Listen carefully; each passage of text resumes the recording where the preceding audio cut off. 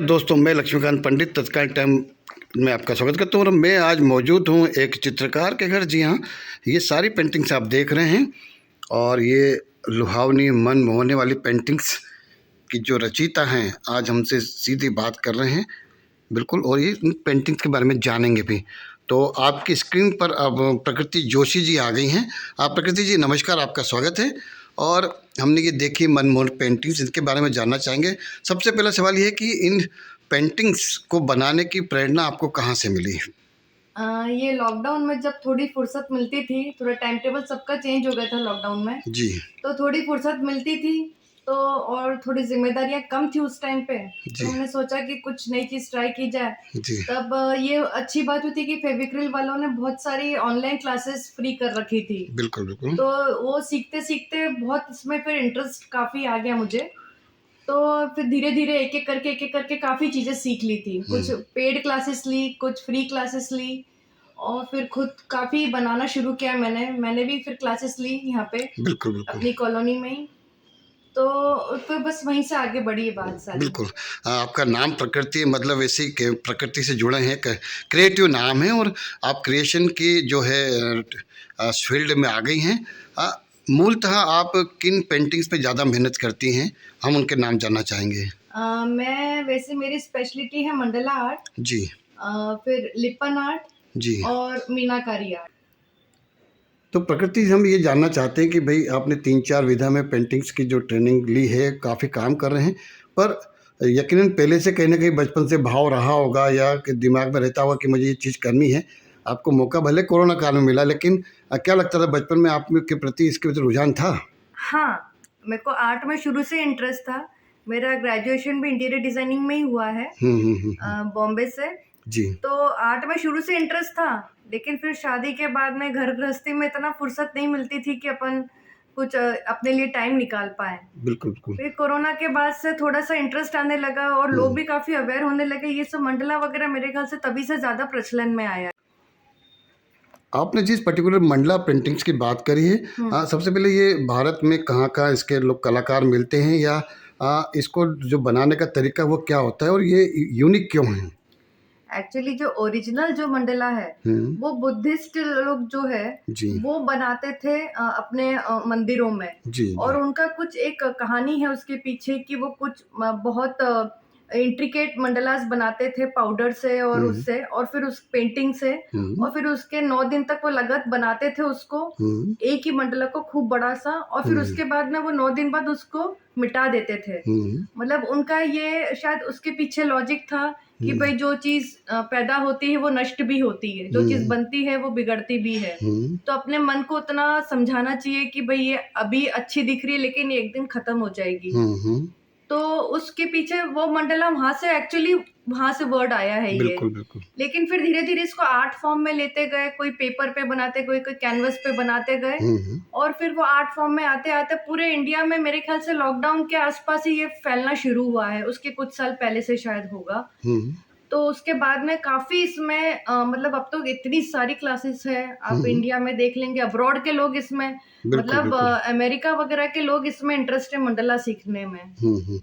तो ये तो मंडला वाली बातचीत होगी, लेकिन जब पर्टिकुलर जब आप खुद के दिमाग में कोई पेंटिंग्स की जो है क्रिएशन करती हैं, उस क्रिएशन से लेकर उसको बनाने तक कितना समय लगता है, कितना पेशेंस रखना पड़ता है और क्या तैयारी करनी पड़ती है? हाँ, पेशेंस, ये जो मंडला है ये एक तरीके से थेरेपी है। तो पेशेंस तो आपको इसमें अपने आप आ ही जाता है।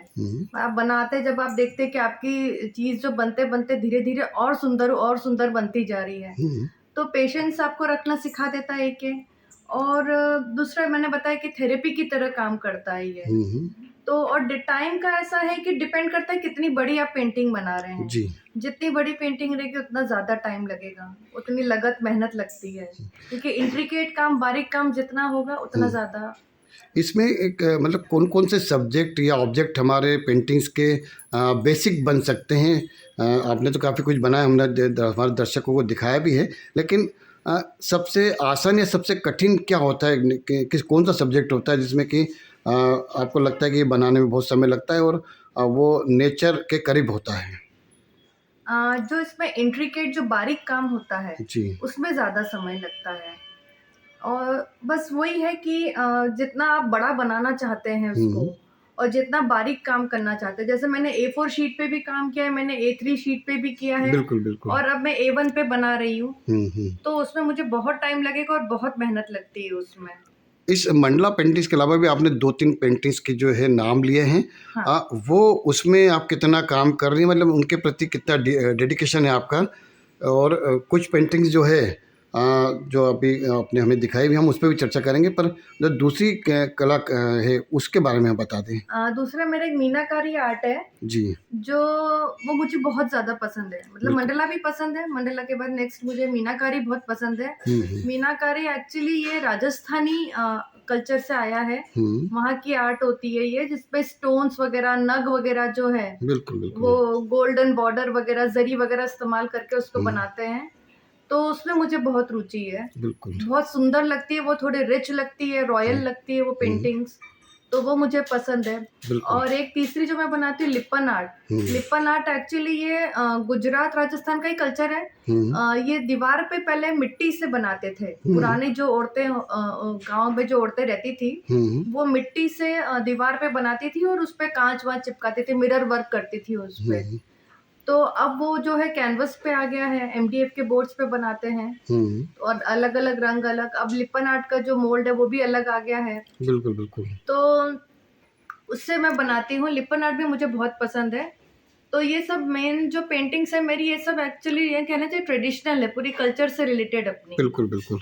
तो कल्चर की बात भी आपने करी और रुचि की बात भी करी है। आज हम 21वीं सदी में हैं, मोबाइल युग में जीते हैं, एआई की दुनिया में हमारा रोज़ का आना-जाना है।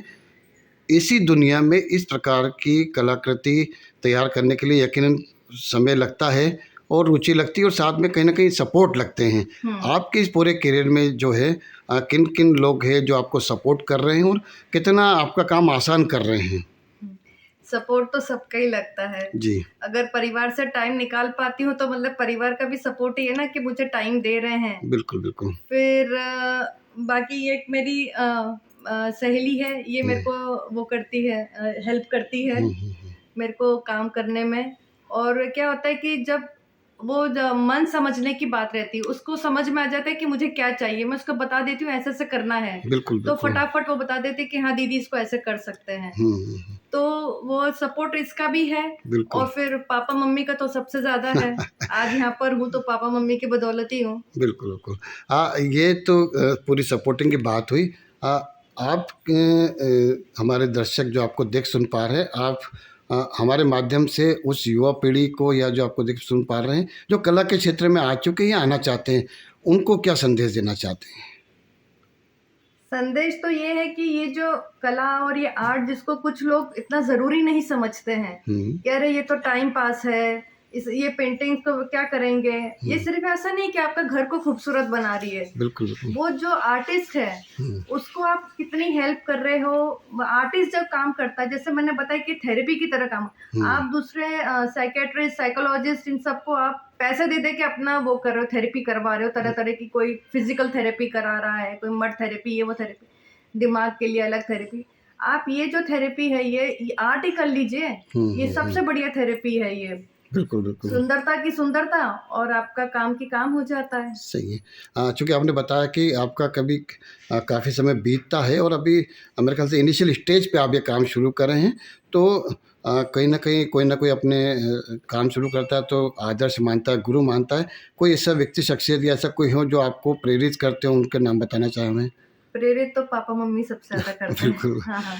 तो मेरी हर पेंटिंग की कभी-कभी मुझे लगता है कि मैंने अच्छी पेंटिंग नहीं बनाई है, ये अच्छी हुँ, नहीं, लेकिन पापा-मम्मी किसी भी चीज़ में वो नहीं करते कि अरे ये ऐसी बन गई, वैसे हर चीज़ की तारीफ़, बहुत सुंदर बनी, बहुत हुँ। और क्या होता है, एप्रिसिएशन ही चाहिए रहता है कि आर्टिस्ट को चाहिए क्या? बिल्कुल, बिल्कुल। एप्रिसिएशन मिल जाता हुँ, है तो और अपन आगे अच्छा परफ़ॉर्म करते हुँ। हैं फिर। बिल्कुल, कलाकार का पोटेंशियल ही उसकी सराहना होती है एग्ज़ैक्टली। और यदि वो मिलती है तो कहीं न कहीं उसके हौसले बुलंद होते हैं और वो हाँ। अ, और अलग हट के काम करने पे अपना काम शुरू कर देता अब है। तो मेरे हस्बैंड भी काफ़ी तारीफ़ करते हैं मेरी पेंटिंग्स की। पहले बिल्कुल, उनको लगता था कि मैं क्या ये सब बिखरा हुआ कमरा हुँ, बिखरा हुआ ये सब कर रही हूँ, ये बिल्कुल, टाइम पास कर रही हूँ ये वो। फिर अब जब वो मेरी पेंटिंग्स देखते हैं तो अब वो भी काफ़ी एप्रिशिएट करते हैं। बिल्कुल, बच्चे तो है ही से कर ही रहे हैं। बहुत बढ़िया। जी, प्रकृति जी, आपने काफ़ी कुछ बताया और मुझे लगता है कि इतनी सारी बातचीत होने के बाद में आपकी कुछ पेंटिंग्स पे भी बातचीत हो जाती है। मुझे 2 पेंटिंग्स आपके पड़ोस में दिख रही है। हम उसके बारे में जानना चाहेंगे कि वो किस प्रकार की पेंटिंग्स है और उसमें कौन-सी कलाकारी है, उसका भाव क्या है?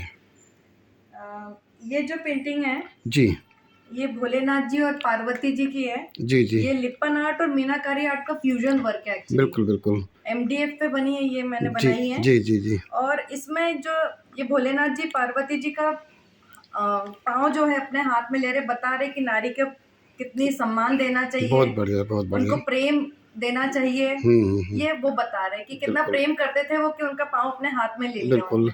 और भगवान शंकर खुद अर्धनारीश्वर है और हम आज के ज़माने में जो लिबर्टी की बात करते हैं, महिला सम्मान की बात करते हैं, मुझे लगता है उसको एक धार्मिक ओत-प्रोत भाव में बहुत अच्छी बिल्कुल, चीज़ बना बिल्कुल। दी है। और बहुत जल्दी सावन सोमवार शुरू हो चुके हैं, सावन आ गया और भोलेनाथ पे आपने केंद्रित बनाई, तो मुझे लगता है कि ये एक कला का एक अनुपम उदाहरण है। एक पेंटिंग्स और मुझे दिख रही है, उसके बारे में बताएँ? ये है, हाँ। ये भी लिप्पन आर्ट की बनी हुई है, जी, जी। जिसपे थोड़ा-सा मिरर वर्क किया है, इसपे मीनाकारी नहीं है, जी। ये मिरर वर्क किया हुआ है। जी, और ये पूरे जो फूल वगैरह सब बने हैं, जी। ये भोलेनाथ जी पार्वती जी के लिए कुछ पारिजात के फूल लाए हैं, आहा! वो देते हुए ये बहुत बढ़िया। पेंटिंग है ये। तो कहीं न कहीं आपकी जो पेंटिंग्स है वो धार्मिक भावना से जुड़ी होती है। मुझे लगता है कि भगवान शंकर के बारे में जितना वर्णन किया जाए, और पेंटिंग्स में मेरे ख़्याल से आप पहली कलाकार दिख रही हैं जो इन भावों को लेकर सबके सामने आई हैं। अ, बाकी जो चीज़ है, आपने बताया कि जो मंडला जिसमें आपकी महारत हासिल है, काफ़ी काम कर रही हैं। तो मित्रों, ये थी प्रकृति जोशी जी, जिन्होंने अपनी पेंटिंग्स यात्रा के बारे में, कला की यात्रा के बारे में हमसे बातचीत करी। और हम उम्मीद करते हैं कि जल्द ही इनकी लाइव पेंटिंग जो है इंदौर या देश के दूसरे जो कला वीथिका है उसमें देखने को मिलेगी। प्रकृति जी, आपने हमसे बात करी, इसके लिए धन्यवाद। नमस्कार।